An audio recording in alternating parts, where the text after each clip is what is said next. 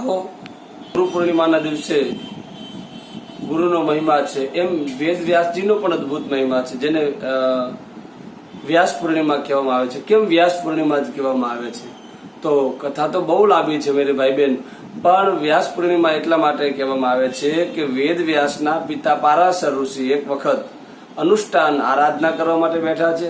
ઘણો સમય વીત્યો અને નગર યાત્રા પછી નીકળ્યા છે અને સામે પાર જવા માટે એક નાવની જયારે જરૂર પડી પારાશર ઋષિને, એ સમયે નાવ પાસે જાય છે તો એક મત્સ્યગંધા નામની એક સ્ત્રી છે, એ એને સામે પાર લઈ જવા માટે તૈયાર થાય છે.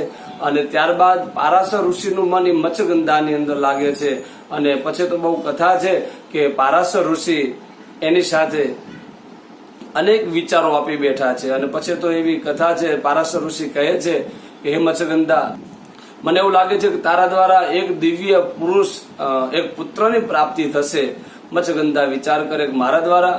પછી તો મત્સ્યગંધા જે છે એના શરીરમાંથી દુર્ગંધ આવતી હતી, એ દુર્ગંધને પારાશર ઋષિએ દૂર કરી એની સાથે એમ કહેવાય કે માયા શક્તિ દ્વારા દિવ્ય તેજ અંદર પધરાવવામાં આવ્યું છે. અને એ તેજ દ્વારા એક પુરુષનું પ્રાગટ્ય, જેમ સ્ત્રી પુરુષનું જેમ મિલન છે, એવી વેદ વ્યાસની આ અને મત્સ્યગંધાની કથા છે.